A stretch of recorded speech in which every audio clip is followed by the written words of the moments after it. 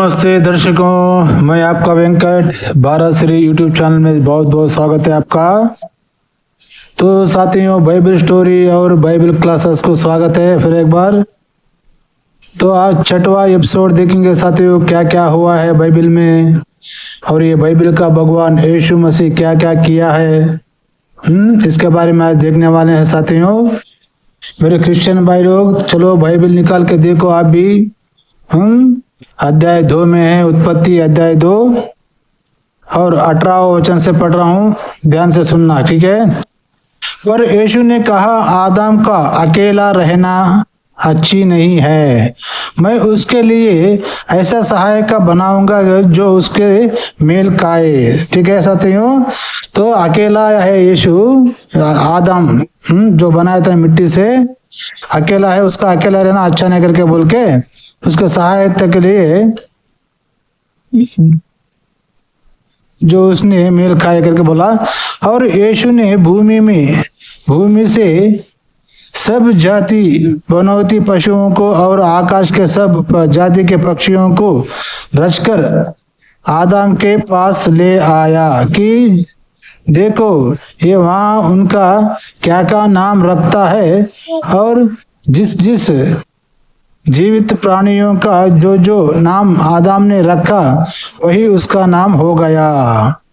तो साथियों, यहाँ बाइबल का भगवान यीशु मसीह क्या कह रहा है, आदम के पास लेकर आया सहायता के लिए, क्या क्या लेकर आया, बनौती पशुओं को और आकाश के सब जाति के पक्षियों को रचकर आदम के पास ले आया।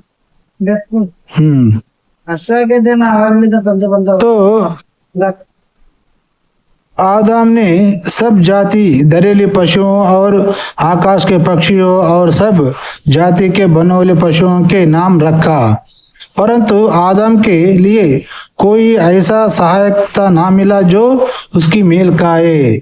तो साथियों, यहाँ बाइबल का भगवान यीशु मसीह आदम के साथ दरेली पशुओं को, उड़ने वाले पक्षियों को लेकर आके उनका नाम रखा है। कहते फिर ये जाति जाति के बोल रहा है ना, ये तच है क्या, प्राणी पशु, अब शेर है, हाँ बहुत से प्राणी है, मगरमच्छ है, सांप है, अभी बहुत से जीवे है ना, तो उन सब का नाम कौन रखा?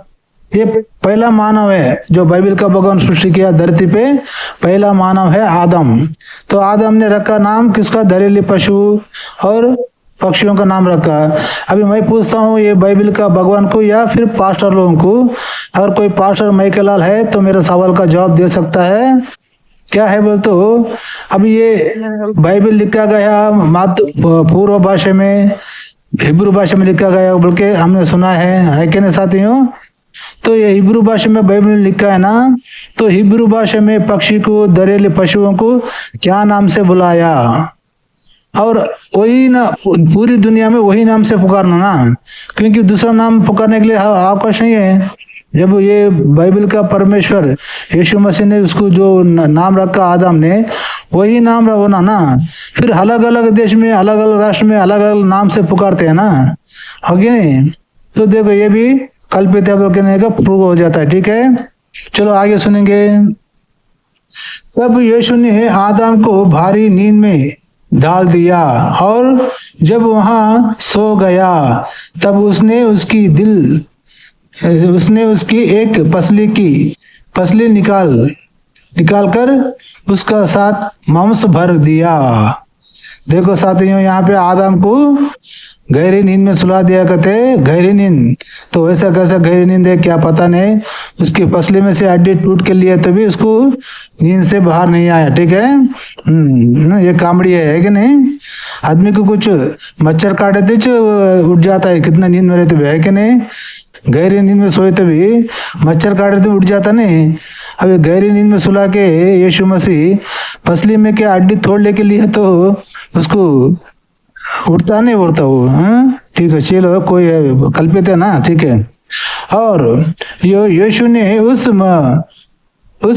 पसली को जो उसने आदम से निकाला थी स्त्री बना दिया और उसको आदम के पास ले आया। तो साथियों यहाँ पे बोल रहा है यीशु मसीह बाइबल का भगवान आदम के हड्डी से हड्डी की पसली की हड्डी निकाला, वो हड्डी में मांस भर के स्त्री को बनाया बोलता। लेकिन स्त्री को किसका स्वरूप में बना, बल्कि हम लास्ट एपिसोड में पूछा था, लेकिन अभी तक जवाब किसी ने बोला नहीं, पास्टर लोगों ने। देखेंगे आगे फिर साथियों, स्त्री को बना दिया, ठीक है।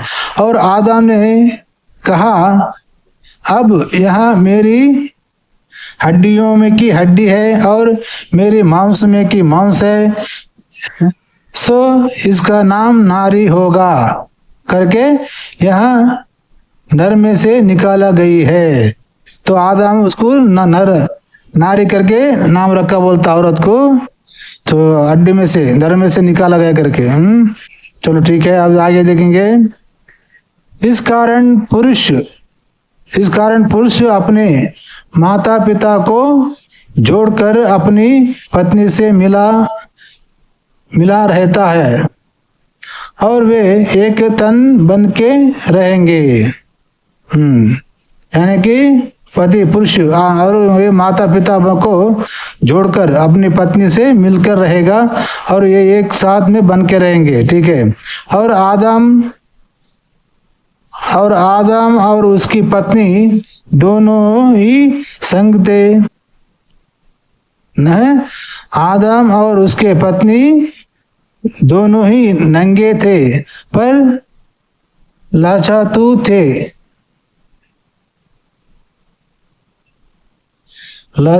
यानी कि ये वो लोग थे ना, ये बाइबल का भगवान यीशु मसीह आदम को और नारी को बनाया ना, तो उनको कपड़ा गिपड़ा दिया नहीं और उनको नंगे घुमा रहा था साथियों, है कि नहीं।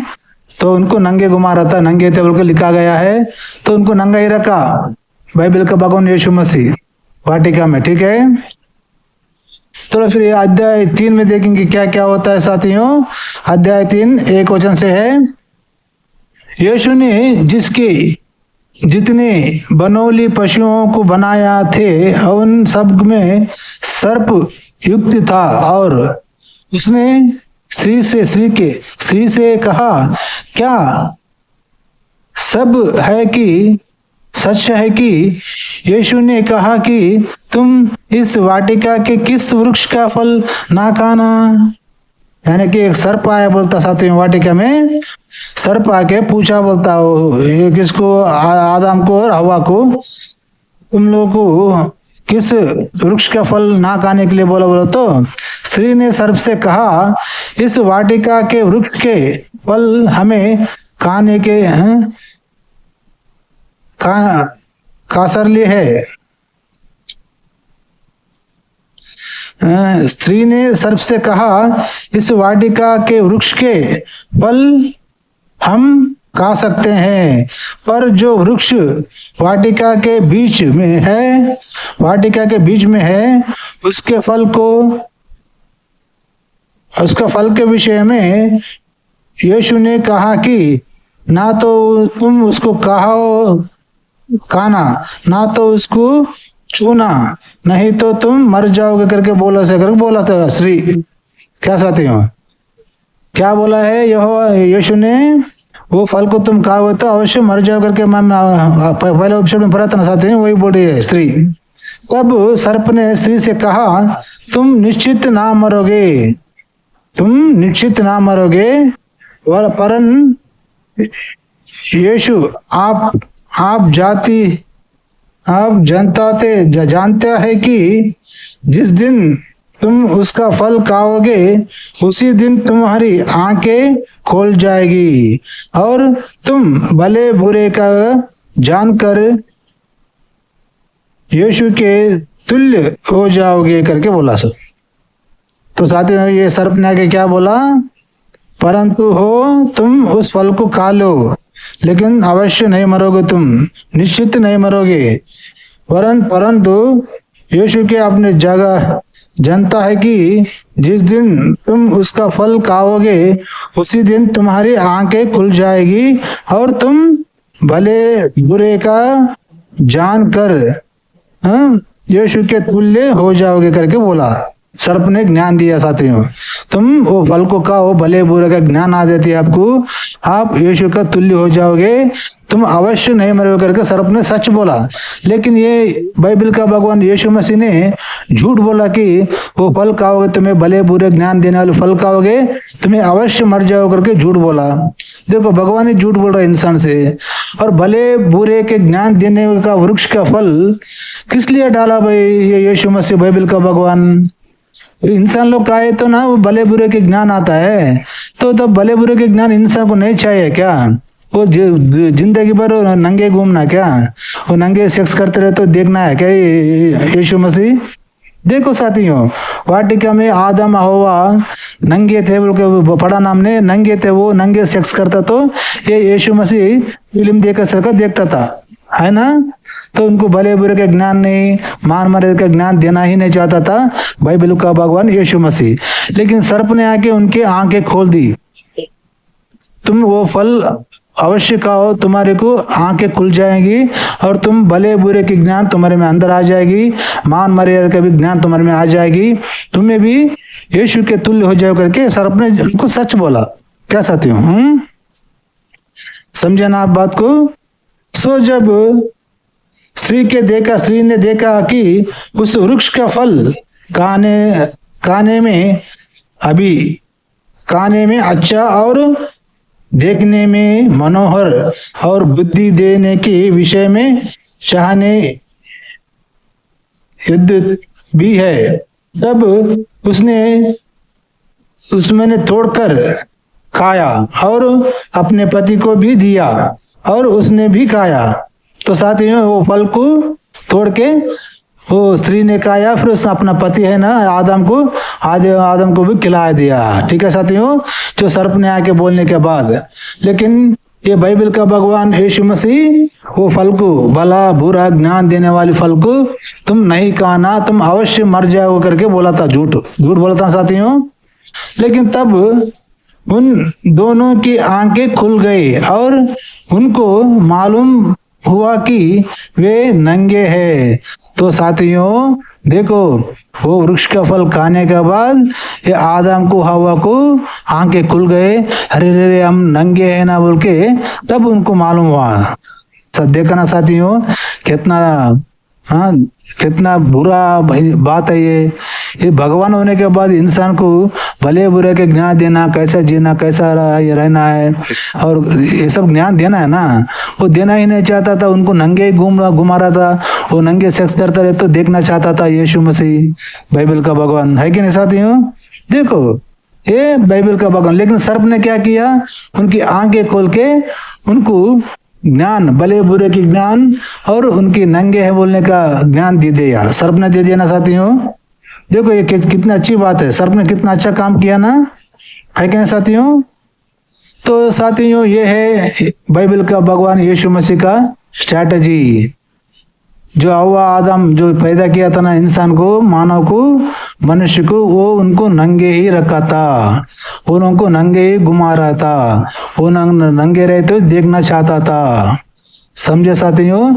लेकिन सर्प ने आके ये अच्छी बात नहीं है, एक इंसान को, औरत को नंगे रहना, नंगे संसार करना, संभोग करना, ये देखना बहुत बुरी बात है बोल के सोच के सर्प ने अच्छा काम किया उनके लिए, है कि नहीं साथियों? तो बाइबल में भगवान बोलने वाला ही शैतान है और ये जो सर्प है ना यही हमारा भगवान है कि नहीं साथियों? क्योंकि हमारे को भले बुरे का ज्ञान दिए सो सर्प है ना साथियों? तो ये पास्टर लोग क्या बोलते हैं, सर्प ही शैतान है बोल के बोलते हैं। शैतान बोलते क्या बुरा किया इंसान को? बुरा तो नहीं किया ना, इंसान को तो भले बुरे का ज्ञान दिया, मान मर्यादा के बारे में ज्ञान दिया, है कि नहीं साथियों? ये पास्टर लोग उल्टा बोलते हैं, शैतान को भगवान बोलते हैं, भगवान को शैतान बोलते हैं, इनका ये मार्केटिंग मजहब। तो साथियों ये 6वां एपिसोड है, फिर अगला एपिसोड में 7वां एपिसोड में देखेंगे क्या क्या होता है बाइबल स्टोरी बाइबल क्लासेस में। देखते रहना भारत से यूट्यूब चैनल में, आपका वेंकट। तो साथियों ये वीडियो में आपका क्या राय है, ये यीशु मसीह बाइबल का भगवान जो भले बुरे के ज्ञान देने वाली वृक्ष का फल तुम नहीं खाना कभी भी, अगर तुम खाओगे तो अवश्य मर जाओ करके झूठ क्यों बोला। वो सर्प ने आके इनको वो फल खाओ तुम अवश्य नहीं मरोगे, फिर ऊपर से वो फल खाने से तुम यीशु के तुल्य हो जाओगे, यानी कि यीशु का समान हो जाओगे करके बोला उसने, है कि नहीं। तो अच्छा काम किया सर्प या बुरा काम किया, कमेंट करके जरूर बताना। फिर यीशु मसीह भले बुरे के ज्ञान इंसान को देना चाहता था या नहीं देना चाहता था, ये भी आप कमेंट करके बताइएगा, ठीक है। तो साथियों फिर 7वां एपिसोड मिलेंगे। हमारे वीडियो अच्छे लगे तो लाइक करो, सब्सक्राइब करो, बेल आइकन को भी क्लिक करके नीचे ऑल बोल के आता है, ऑल पे भी क्लिक करो। मेरा हर वीडियो आपको नोटिफिकेशन मिल जाएगा, बाइबल के बारे में आपको पूरा पता चलेगा, ठीक है साथियों। 7वां एपिसोड में मिलेंगे साथियों, तब तक के लिए जय हिंद, वंदे मातरम, भारत माता की जय।